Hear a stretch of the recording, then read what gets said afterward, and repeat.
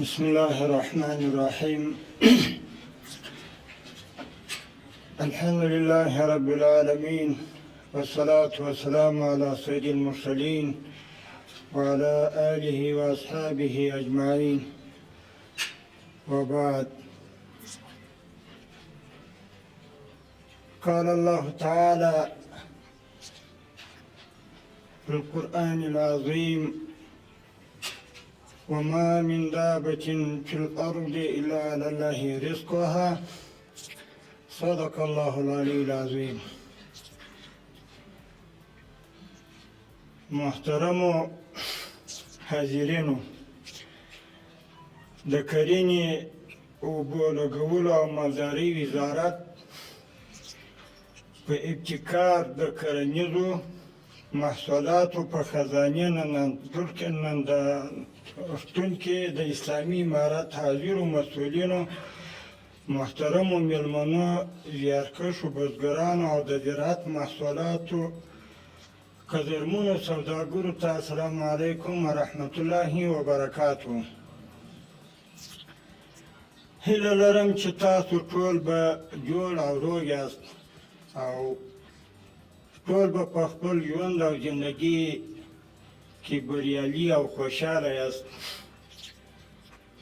دا چې افغانستان یو زراعتي هیواد دی،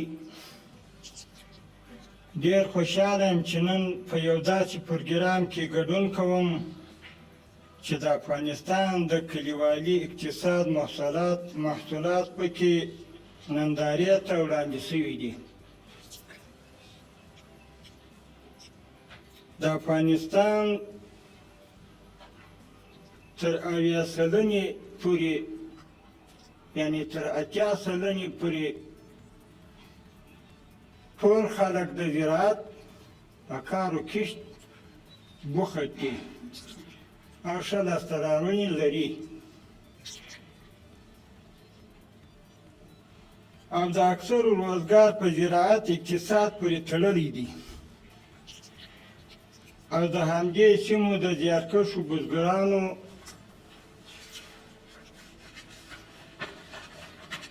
په هڅو او خولې تویولو سره د افغانستان د ښارونو خام ارتزاقي مواد برابریږي، چې دا کار زموږ ښاري ژوند ته خورا لوی اهمیت لري. کرنه او باغداري زموږ د هیواد په اقتصاد کې ژورې ریښې لري او له کلونو څخه د افغانانو ژوند پورې تړلی دی. همداراز په معاصر وخت کې د څارویو، چرګانو، ماهیانو او د شاتو د مچیو فارمونه د خلکو ژوند او روزګار ته شکل او لوری ورکړی دی. د دولت په صفت باید موږ پر دې تمرکز ولرو چې د افغانستان زراعت ماشیني شي. اوس خو بزګر او دهقان د کلنګو بیلچې څخه کار اخلي، یعنې دا سخته ستړیا ده.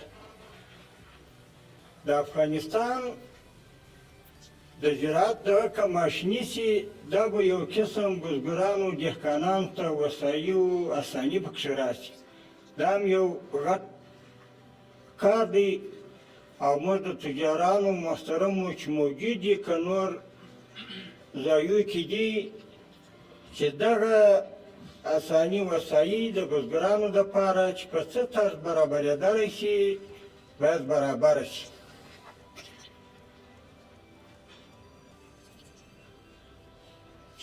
د دې هدف ته د رسېدلو په موخه ډېره ضروري ده چې د کرنې او اوبو لګولو او مالدارۍ وزارت زموږ د بزګرانو او د زراعتي محصولاتو د فابریکه لرونکو سره له نږدې کار وکړي او د اسلامي امارت دا هدف ترلاسه کړي. د بزګرانو د حاصلاتو د ډیرولو لپاره مهمه ده چې د کرنې وزارت پر دوی اصلاح شوي تخمونه وویشي. له طبیعي آفاتو څخه د بزګرانو او باغدارانو د کښتونو د ژغورنې لپاره له خصوصي سکتور څخه غواړم چې د زراعتي باکیفیته درملو پر تولید تمرکز وکړي او لږ تر لږه افغانستان ته مناسب زراعتي درمل وارد کړي، ځکه په دنیا کې زراعت د هر ملک لپاره د پرمختګ سبب دی. موږ الحمدلله نه یوازې زراعت، افغانستان دونه د زیرمو د معدنیاتو ډک دی چې په دنیا کې مثل نشته.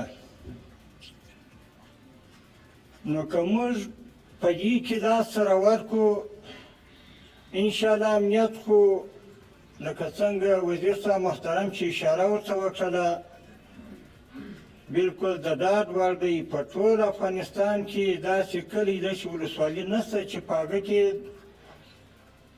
د افغانستان د اسلامي امارت فرامین نه جاري سوي یا نه جاري کېږي، داسې کلی به لا نه وي.